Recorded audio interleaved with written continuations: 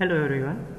Manufacturing engineering 2ની અંદર આપણે chapter number 3 basic machine tool 2 એ study કરી રહ્યા છીએ, જેમાં આજે આપણે કવર કરશું ઇન્ડેક્સિંગ મિકેનિઝમ.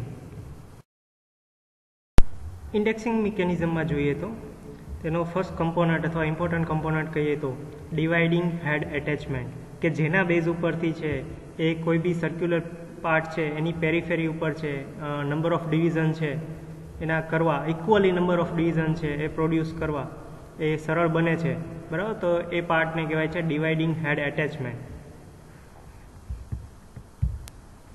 આ એટેચમેન્ટ પેરીફેરીના ઇક્વલ પાર્ટ્સ તો કરે છે અને સાથે સાથે વર્કપીસને છે એ સારી રીતે હોલ્ડ કરીને રાખે છે, જેના કારણે જ્યારે ઉપર વર્કપીસ ઉપર છે મશીનિંગ કરવામાં આવે છે તો એના કોઈ ફોર્સના કારણે છે પોતાનું મૂવમેન્ટ ના થઈ જાય, તો એક સારી રીતે હોલ્ડિંગ ડિવાઇસ તરીકે પણ એ વર્ક આપે છે, બરાબર. તો આના બીજા 4 ટાઈપ છે કે કયા કયા ટાઈપના ડિવાઇડિંગ હેડ એટેચમેન્ટ આવે છે. તો ફર્સ્ટ વન છે direct dividing head, second one છે plain dividing head, third one છે universal dividing head and fourth one છે ઓપ્ટિકલ ડિવાઇડિંગ હેડ.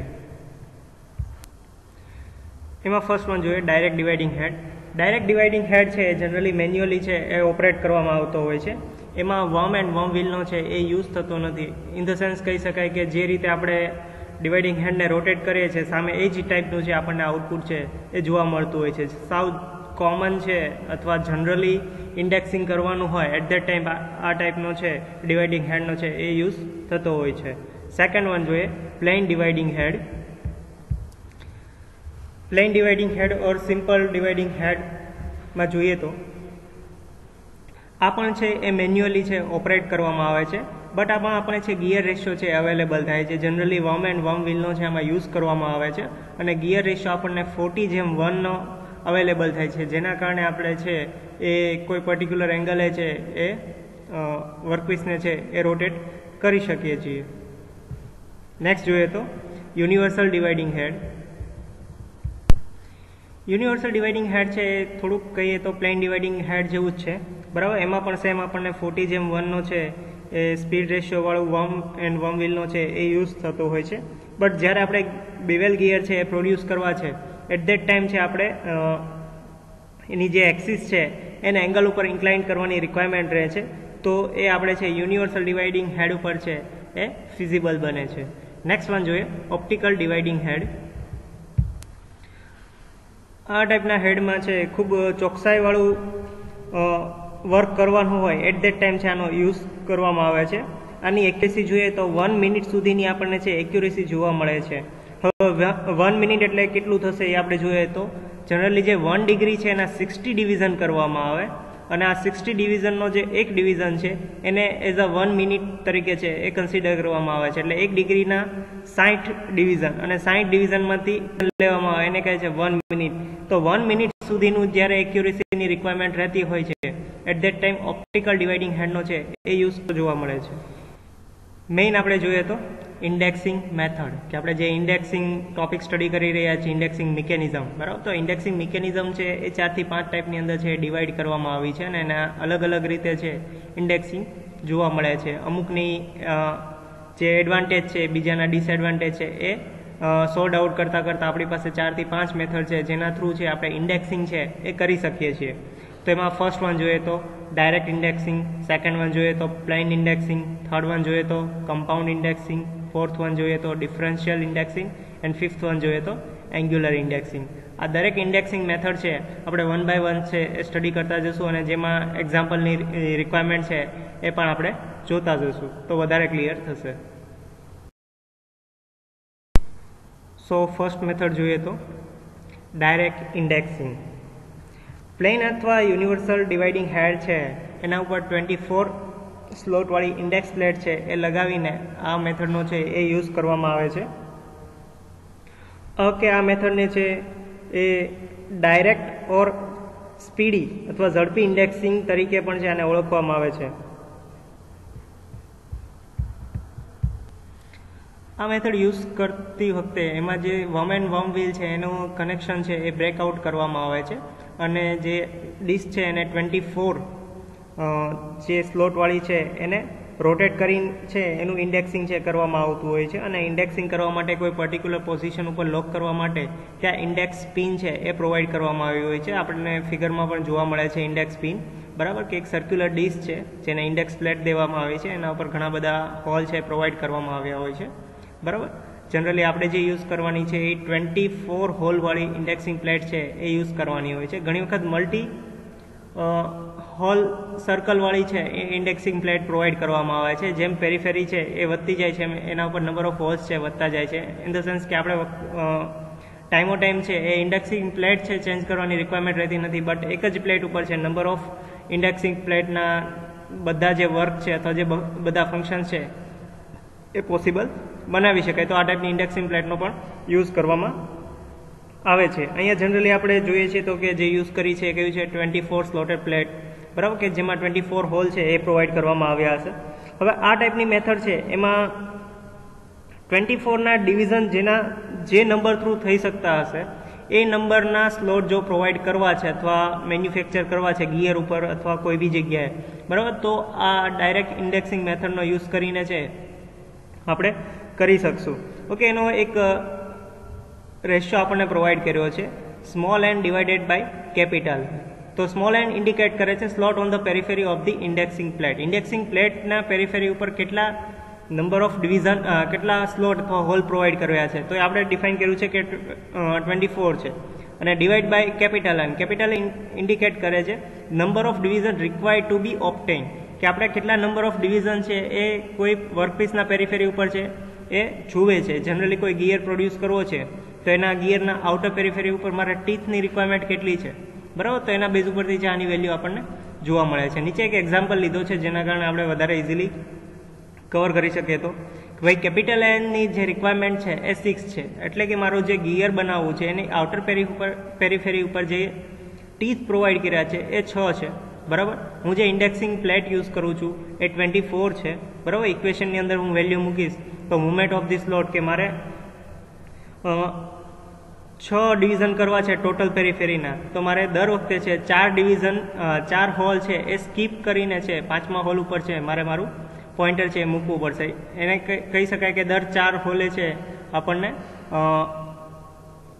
પર્ટિક્યુલર એંગલ છે એ પ્રોવાઈડ થશે અથવા પર્ટિક્યુલર ટીથ છે એ પ્રોવાઈડ થશે. તો આ છે direct indexing method. Next indexing method જોઈએ તો પ્લેન ઇન્ડેક્સિંગ.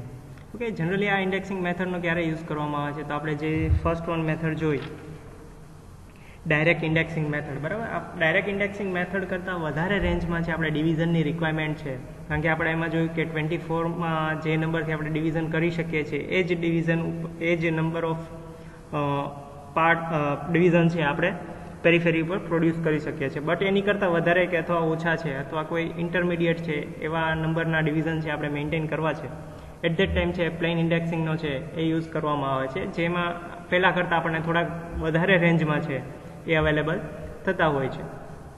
ઓકે, આ ટાઈપની ઇન્ડેક્સિંગ મેથડમાં છે આપણે વમ એન્ડ વમ વ્હીલનો છે યુઝ થાય છે, બરાબર. અને વમ એન્ડ વમ વ્હીલ ઉપર જે આપણને રેશિયો પ્રોવાઈડ કર્યો હોય છે 40:1 પ્રોવાઈડ કરવામાં આવેલો હોય છે, બરાબર, જેના કારણે આપણને વધારે રેન્જના છે એ ડિવિઝન પોસિબલ બને છે.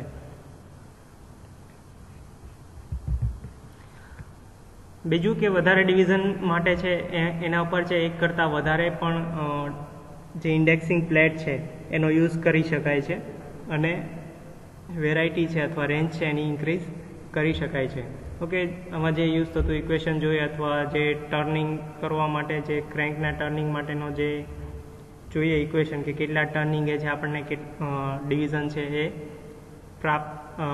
પ્રોવાઈડ થશે, બરાબર. જોઈએ તો T=40/n, બરાબર. તો T indicating on number of the crank, બરાબર. ક્રેન્ક છે કેટલા નંબર ઓફ ટર્ન છે એ રોટેટ કરવાની છે એ આપણને ટી છે ઇન્ડિકેટ કરે છે. આપણને અહીંયા ફિગરમાં આપણને ઇન્ડેક્સ ક્રેન્ક આપી છે, બરાબર. એની વાત છે કે આપણે એને કેટલા રોટેશન આપશું તો એ પર્ટિક્યુલર ટીથ છે અથવા પર્ટિક્યુલર પેરીફેરી જે એંગલ છે, બરાબર, પેરીફેરી છે એને એટલા એંગલ ઉપર છે એ રોટેટ કરાવશે, બરાબર. એક એનો એક્ઝામ્પલ પણ લઈ લઈએ કે ગિયર પ્રોડ્યુસ કરવાનું છે જેના 5 ટીથ છે એ હોવા જોઈએ, બરાબર. હવે આપણે જોઈએ છીએ કે અહીંયા જે એક્ઝામ્પલ આપ્યું છે અને જે પેરીફેરી ઉપર આપણે જે ટીથ પ્રોવાઈડ જોઈએ છે અથવા જે ટીથ પ્રોડ્યુસ કરવા છે એની ક્વોન્ટિટી આપી છે 5, બરાબર. હવે 5 ક્વોન્ટિટી છે, આપણે 24 ડિવાઇડેડ બાય 5 કરશું તો કોઈ રાઉન્ડ ફિગર છે આપણને નહીં મળે. તો આપણે શ્યોર થઈ ગયા કે આને ફર્સ્ટ મેથડ છે જે ડાયરેક્ટ ઇન્ડેક્સિંગ મેથડ છે, બરાબર, એના થ્રુ છે આનું મેન્યુફેક્ચરિંગ છે પોસિબલ નથી. એટ ધેટ ટાઈમ છે આપણે પ્લેન ઇન્ડેક્સિંગનો છે એ યુઝ કરશું, બરાબર. ઇક્વેશનમાં બધી વેલ્યુ મૂકશો એટલે આપણને મળી જશે વેલ્યુ મળી જશે 8, બરાબર, કે જે આપણી ઇન્ડેક્સ ક્રેન્ક છે, બરાબર, એને 8 રિવોલ્યુશન જ્યારે રોટેટ કરાવશું એટ ધેટ ટાઈમ છે કે એ 1/5 પાર્ટ છે એને શું કરશે, રોટેટ કરશે. પેરીફેરીનો 1/5 પાર્ટ છે એને રોટેટ કરશે એવરી 8 સર્કલે, બરાબર, અથવા 8 વખત છે એને મૂવ કરાવશું ત્યારે છે એટલો પેરીફેરીનો પાર્ટ છે એ રોટેટ થશે અને ત્યારબાદ છે આપણે એના ઉપર છે મશીનિંગ કરી શકશું.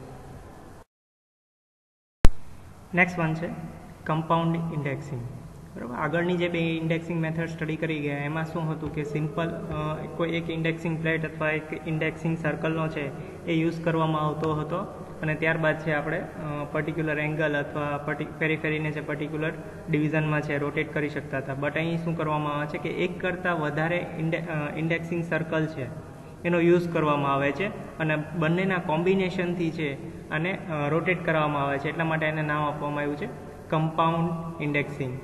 ઓકે, આમાં બે મેથડ છે, by turning the crank up definite amount in one direction in the same way as a simple indexing, and second one છે by the turning the index plate and the crank both either in the same or reverse direction, thus adding further movement to or subtracting from that obtained in the first stage.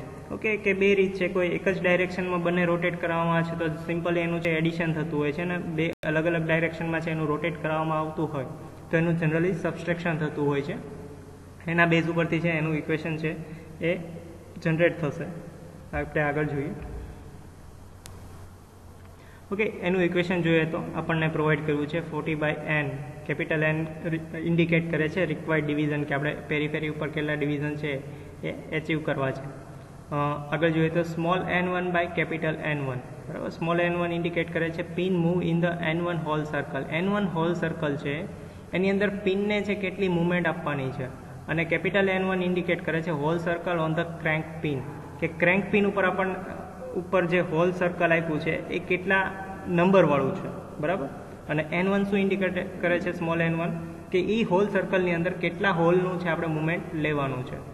Plus or minus indicate કરે છે એની direction ઉપર, બરાબર. હમણાં જ આપણે વાત કરી કે બંને સેમ ડાયરેક્શનમાં હશે તો એડિશન થશે અને અલગ ડાયરેક્શનમાં હશે તો સબસ્ટ્રેક્ટ થશે, બરાબર. તો આ રિગાર્ડિંગ છે એ આગળ ચાલવાનું થશે. નેક્સ્ટ જોઈએ તો N2 છે hole circle on the crank and crank, બરાબર, ક્રેન્ક સર્કલ, બરાબર. તો કે ભાઈ ક્રેન્ક અને ક્રેન્ક સર્કલ છે એમાં હોલ કેટલા પ્રોવાઈડ કરવામાં આવ્યા છે અને એના માટે એનું મુવમેન્ટ કેટલું કરાવવામાં આવે છે, બરાબર. કેપિટલ N2 છે એ ઇન્ડિકેટ કરશે. ઓકે, એની પ્રોસિજર જોઈએ કે કઈ રીતે છે આનું કેલ્ક્યુલેશન કરવામાં આવે છે. ઓકે, તો ફર્સ્ટ વન જોઈએ તો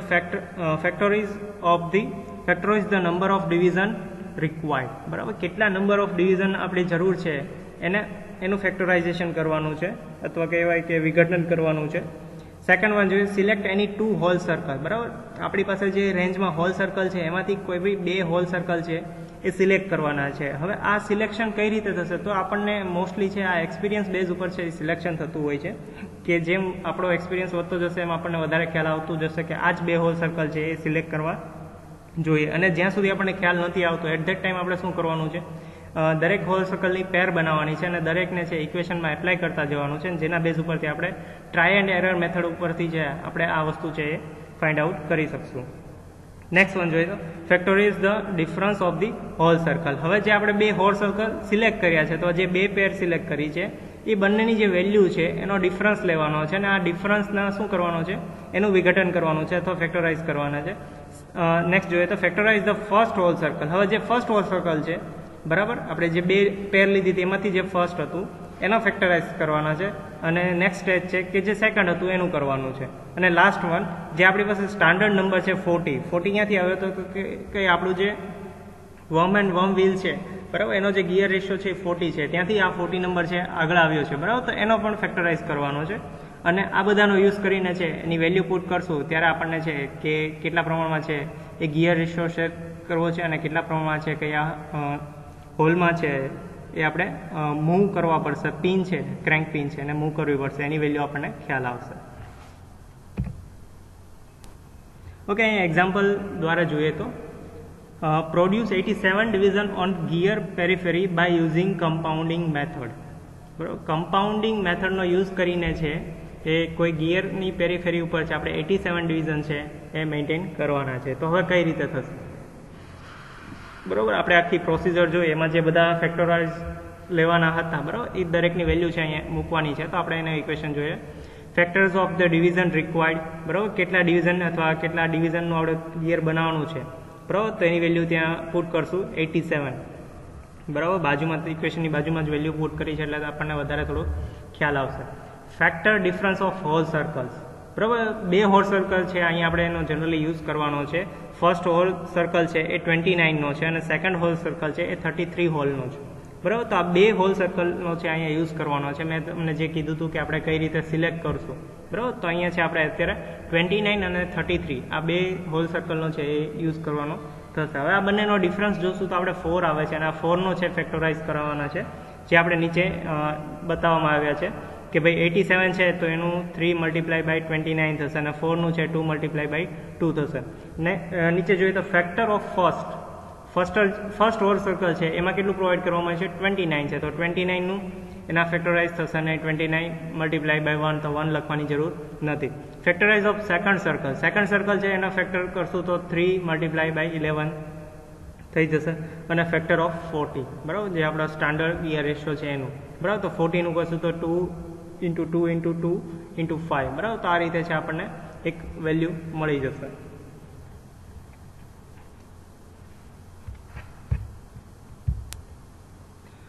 ઓકે, અહીં ફાઇનલ વેલ્યુ છે લખવામાં રહી ગઈ છે, જે આપણને આનું તમે સોલ્વ આઉટ કરશો એટલે તમને એમાં વેલ્યુ મળશે 1/110, બરાબર, જે આપણે ફાઇનલ વેલ્યુ રહેશે કે જેના બેઝ ઉપરથી આપણે થોડુંક આગળ વર્ક કરવાનું છે, બરાબર. તો ખાલી ટોટલ આન્સર લખવાનો જ રહી ગયો છે, તમે આને ખાલી સોલ્વ કરશો તો બી તે આન્સર છે એ તમને મળી જશે. હવે આપણા જે મેઇન ઇક્વેશન આપણે જોયું, બરાબર, આગળ જે જોયું છે એ ઇક્વેશનની અંદર છે દરેક વેલ્યુ છે આપણે પુટ કરતા જઈએ તો જેમાં ફર્સ્ટ વન છે 40/n હતું, બરાબર, કે જેટલા આપણે રિક્વાયરમેન્ટ છે તો 40/87ની રિક્વાયરમેન્ટ છે, 40 છે સ્ટાન્ડર્ડ વેલ્યુ છે એ આપણે લીધી છે. n1 છે, n1 સ્મોલ n1 અને સ્મોલ n2 બંનેની વેલ્યુ કઈ રહેશે તો આપણે જે અત્યારે આન્સર મેળવ્યો, બરાબર, 1/110, તો એની વેલ્યુ ત્યાંથી આવશે. હવે કેપિટલ n1 કેપિટલ n2, બરાબર, કે જે આપણે 2 સર્કલ લીધા છે હોલ સર્કલ, બરાબર, એમાંથી ફર્સ્ટ વન છે 29નું છે અને સેકન્ડ વન છે 33નું છે, બરાબર. આને સોલ્ડ આઉટ કરશું તો ફાઇનલી આપણને આન્સર મળશે 23/29 સબસ્ટ્રેક્ટ 11/33, બરાબર, કંઈક આવો આન્સર છે આપણને મળે છે. ઓકે, હવે આ આન્સર ઉપરથી આપણને ફાઇનલ વેલ્યુ અથવા ફાઇનલ આન્સર કઈ રીતે થશે તો જોઈએ કે 87 ઇક્વલ પાર્ટ જે આપણે ડિવાઈડ કરવા છે એમાંથી જે 23 હોલવાળું સર્કલ છે એમાં 29 હોલવાળું જે સર્કલ છે એમાં 23 હોલ છે એ આપણે ફોરવર્ડ છે એ જવાનું છે અને જે 33 હોલવાળું સર્કલ છે એમાં આપણે 11 સર્કલ છે એ ઓપોઝિટ ડાયરેક્શનમાં છે એ મૂવ કરાવવાનું છે અને જેના કારણે છે આપણને ટોટલ 87 ડિવિઝન છે 1/87 છે એ આપણે રોટેટ કરાવી શકશું. ઇન ધ સેન્સ કહી શકાય કે 87નો જે એમાંથી કોઈ એક પાર્ટનો જે ડિગ્રીનું મુવમેન્ટ કરાવવાનું છે, બરાબર, એ આપણે અહીંથી મૂવ કરાવી શકશું. નેક્સ્ટ વન જોઈએ differential indexing. Okay, differential indexing છે એ જનરલી કોઈ સિમ્પલ ઇન્ડેક્સિંગ મેથડથી છે એ ઇન્ડેક્સિંગ કરવું ડિફિકલ્ટ થઈ જાય છે અથવા પોસિબલ નથી બનતું. એટ ધેટ ટાઈમ છે ડિફરન્શિયલ ઇન્ડેક્સિંગ મેથડનો છે એ યુઝ કરવામાં આવે છે.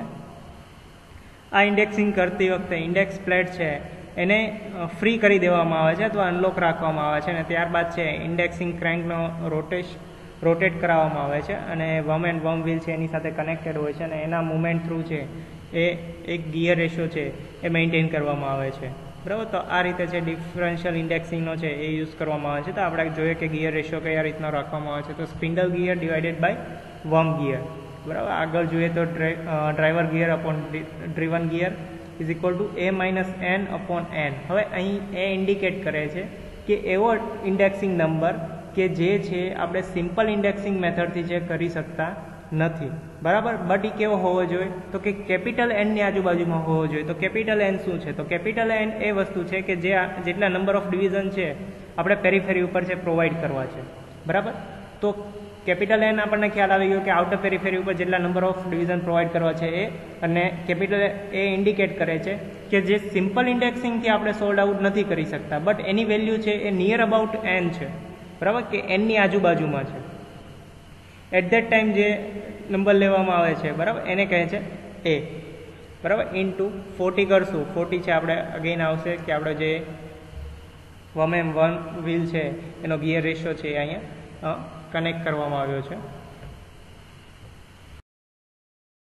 તો ડિફરન્શિયલ ઇન્ડેક્સિંગ ગિયરનો રેશિયો તો આપણે જોયો, બટ એમાં ગિયરની સંખ્યા છે એ કેટલી રાખવાની છે એ ફાઇન્ડ કરવા માટે, અથવા આઇડલર ગિયર છે આની અંદર કેટલા પ્રોવાઈડ કરવાની રિક્વાયરમેન્ટ રહેશે એ ફાઇન્ડ કરવા માટે બે મેથડ છે, અથવા જેના બેઝ ઉપરથી છે એ આપણને વેલ્યુના બેઝ ઉપરથી છે આપણને ખ્યાલ આવે છે. તો ફર્સ્ટ વન છે કે જ્યારે ફર્સ્ટ વન આપ્યું છે કે એ એન છે એ સબસ્ટ્રેક્ટ એન, બરાબર, એ પોઝિટિવ ઇન્ડેક્સ અથવા પોઝિટિવ વેલ્યુ બતાવે છે. ત્યારે જે એની ઇન્ડેક્સ પ્લેટ અને ક્રેન્ક છે બંને એક જ ડાયરેક્શનમાં રોટેટ થતા હોવા જોઈએ. બીજું કે જો એમાં સિમ્પલ ગિયર ટ્રેન, આપણે different types of gear train છે એ મિકેનિકલમાં સ્ટડી કરી ગયા છે, બરાબર. એમાં સિમ્પલ ગિયર ટ્રેન પણ આવે છે અને કમ્પાઉન્ડ ગિયર ટ્રેન પણ આવે છે, બરાબર. તો આમાંથી કઈ ગિયર ટ્રેનનો છે એ યુઝ કરવામાં આવ્યો છે? જો સિમ્પલ ગિયર ટ્રેનનો યુઝ કરવામાં આવ્યો હોય તો ત્યાં એટ ધેટ ટાઈમ છે વન આઇડલર ગિયરનો છે ત્યાં રિક્વાયરમેન્ટ રહેતી હોય છે. બટ જો કમ્પાઉન્ડ ગિયર ટ્રેનનો યુઝ કરવામાં આવ્યો હોય તો ત્યાં આઇડલર ગિયરની રિક્વાયરમેન્ટ રહેતી નથી.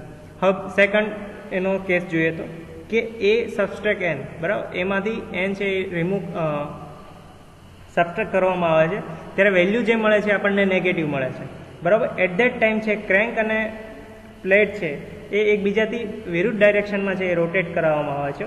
હવે એમાં પણ જો સિમ્પલ ગિયર ટ્રેનનો યુઝ કરવામાં આવે તો બે આઇડલર ગિયરનો યુઝ કરવામાં આવે છે, અને કમ્પાઉન્ડ ગિયર યુઝ કરવામાં આવે છે તો એક આઇડલર ગિયરનો યુઝ કરવામાં આવે છે, બરાબર, જેના બેઝ ઉપરથી આપણને ગિયર રેશિયો છે આપણે મેન્ટેન કરી શકીએ છીએ. અહીં ડિફરન્શિયલ ઇન્ડેક્સિંગ મિકેનિઝમ છે એ આપણે એનો એક્ઝામ્પલ છે એ કવર કરીએ તો કે એક્ઝામ્પલ આપ્યો છે find out gear train and indexing movement of 483 teeth, બરાબર, કે ગિયર ટ્રેન કયું યુઝ કરવાનું છે અને ઇન્ડેક્સિંગ મોમેન્ટ છે એ કેટલી રાખવાની છે એ અહીં આપણને ઇન્ડિકેટ કરવામાં આવ્યું છે. તો ગિયર ટ્રેન છે આપણે કયું યુઝ કરવાનું, તો ગિયર ટ્રેનની રેશિયો ફાઇન્ડ કરી લેવામાં આવશે અને કેટલા મુવમેન્ટ છે એ કરાવવાનું છે તો એ પણ વેલ્યુ આપણને અહીંથી મળી જશે. ઓકે, સૌથી પહેલાં આપણે ઇક્વેશનની અંદર પહેલાં બધી વેલ્યુ મૂકીએ જોઈએ તો એન છે આપણને આપી દીધો છે કેપિટલ એન 83, બરાબર, કે પેરીફેરી ઉપર છે આપણે 83 ડિવિઝન છે એ મેન્ટેન કરવાના છે. હવે આપણે જોયું હતું કે એ, બરાબર, તો એની વેલ્યુ ક્યાંથી મળશે? તો એ શું હતો કે એવો નંબર હતો જે સિમ્પલ ઇન્ડેક્સિંગ મેથડથી છે આપણે એને ડિવાઈડ કરી શકતા નહોતા, બટ એની વેલ્યુ છે એ એનની નજીકની હતી, બરાબર. તો આપણે એ વેલ્યુ જોઈ શકીએ છીએ, એ છે 80 આવે છે, બરાબર, અને આ વેલ્યુ પણ આપણે બેઝ ઉપરથી ફાઇન્ડ કરશું તો કે થોડાક એક્સપિરિયન્સ થશે એના બેઝ ઉપરથી આપણે છે એ ફાઇન્ડ કરતા શીખી શકશું. એ subtract N divide by N multiply by 40, બરાબર, જે ઇક્વેશનમાંથી આવ્યું છે અને જેનો વેલ્યુ આવે છે -8/2. હવે અપર અને લોઅર સાઈડ છે એને 60 વડે છે એમ મલ્ટીપ્લાય કરી દેવામાં આવે છે અને જે સામાસામી સબસ્ટ્રેક્ટ થાય છે ઇન ધ સેન્સ કે કંઈ ચેન્જીસ ઇક્વેશનમાં થશે નહીં, તો જેના કારણે આપણને જે મળે છે એ મળશે 48 ડિવાઈડ બાય 32. બટ કેવું ઇન્ડિકેટ કરે છે? નેગેટિવ ઇન્ડિકેટ કરે છે. તો આપણને વેલ્યુ ખ્યાલ આવ્યો હતો, બરાબર, કે નેગેટિવ હોય એટ ધેટ ટાઈમ શું કરવામાં આવે છે? તો સેકન્ડ કેસ કે બંનેને છે ઓપોઝિટ ડાયરેક્શનમાં રોટેટ કરાવવામાં આવશે.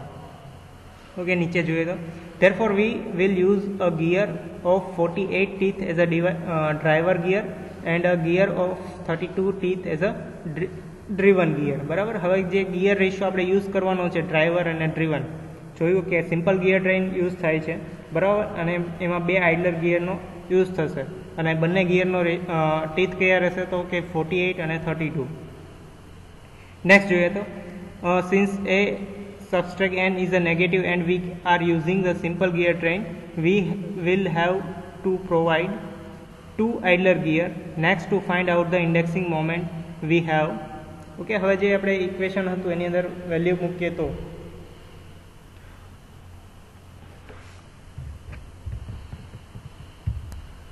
અહીં જે આપણે સિમ્પલ ગિયર માટેનું જે ઇક્વેશન હતું કે ક્રેન્કને છે કેટલા ટર્ન કરાવવાના છે, બરાબર, એ ઇક્વેશન યુઝ કરવામાં આવશે. T is equal two 40/A, બરાબર, કે નંબર ઓફ ટર્ન છે કેટલા કરાવવાના રહેશે જેના કારણે છે આપણને ખ્યાલ આવશે. તો 40/A એની વેલ્યુ આપણને ખ્યાલ છે 80, બરાબર. તો એના ઉપરથી વેલ્યુ મળે છે 1/2 છે, એને અપર અને લોઅર સાઈડ છે 8 સાથે મલ્ટીપ્લાય કરીએ છીએ જેના કારણે આપણને વેલ્યુ મળશે 8/60, બરાબર. તો આના ઉપરથી આપણને શું મળશે? ક્રેન્ક છે એને 8 રોટેશન અને